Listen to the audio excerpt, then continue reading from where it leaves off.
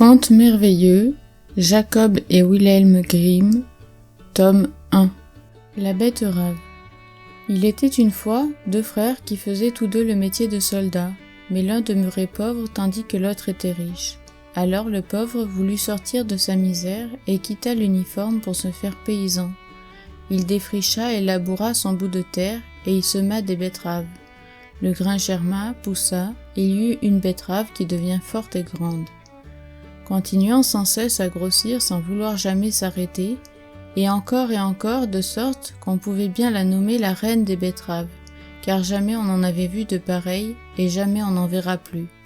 Elle était si grosse à la fin qu'elle emplissait à elle seule un gros tombereau, auquel il fallut atteler 2 bœufs, et le paysan ne savait trop qu'en faire. Se demandant si c'était un bonheur ou un malheur que ce géant d'entre les betteraves.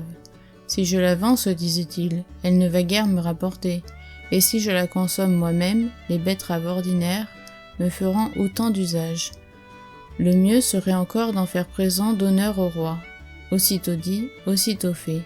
Piquant ses bœufs, il mena son tombereau jusque dans la cour royale, et il offrit sa betterave en présent au roi. « L'étrange chose, exclama le roi, j'ai déjà vu pourtant bon nombre de merveilles, mais un tel monstre jamais.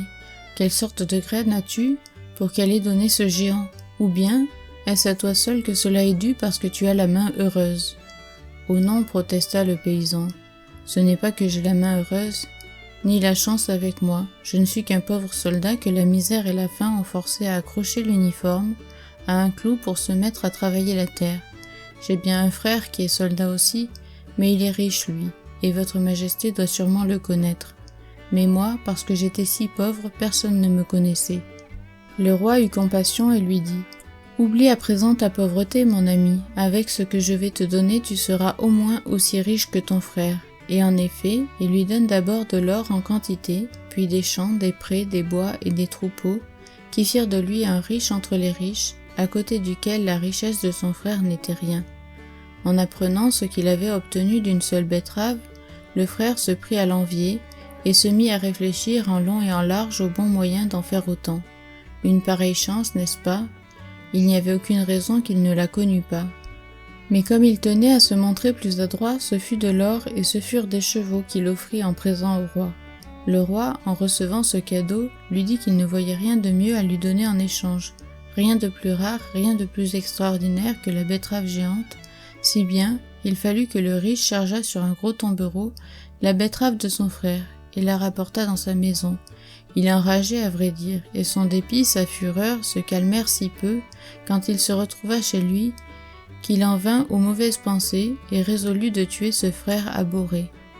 Il s'aboucha avec des bandits meurtriers qui se chargèrent de lui dresser un guet-apens pour lui ôter la vie, puis il alla trouver son frère et lui dit « Mon cher frère, je connais un trésor caché, viens avec moi que nous allions le prendre. » Sans méfiance, le frère le suivit.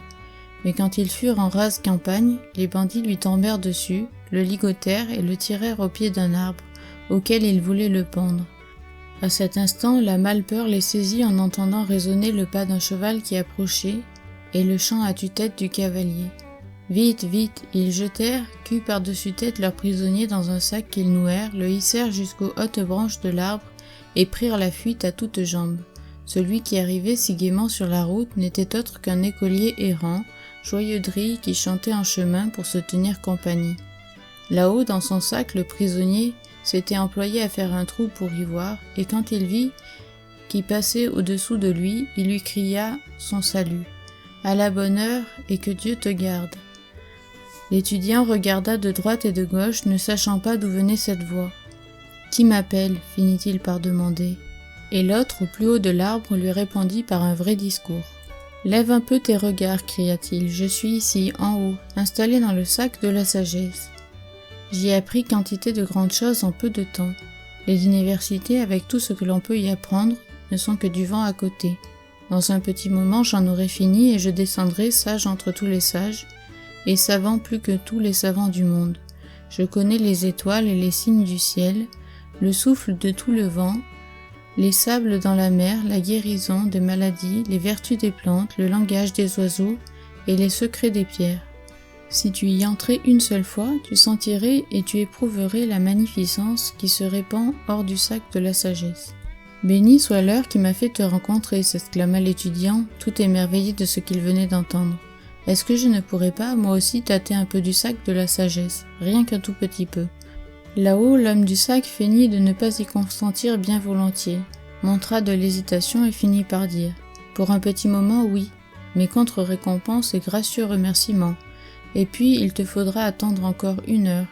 Il me reste quelques petites choses à recevoir pour compléter mon enseignement. » Impatient, l'étudiant attendit sans rien dire un court moment, puis n'y tenant plus, il supplia l'autre de le laisser se mettre dans le sac. La soif de la sagesse le torturait tellement. Là-haut, l'homme du sac fit mine de se laisser toucher et convaincre. « C'est entendu, dit-il, mais pour que je puisse sortir du temple de la connaissance, il faut que tu fasses descendre le sac au bout de sa corde, et alors tu pourras y entrer à ton tour. » L'étudiant le fit descendre, dénoua le lien du sac et libéra le prisonnier. « À moi maintenant !» cria-t-il aussitôt tout enthousiaste. « Vite, hisse-moi là-haut !» Déjà il était prêt à se fourrer dans le sac, mais l'autre l'arrêta. « Halte, pas comme cela !»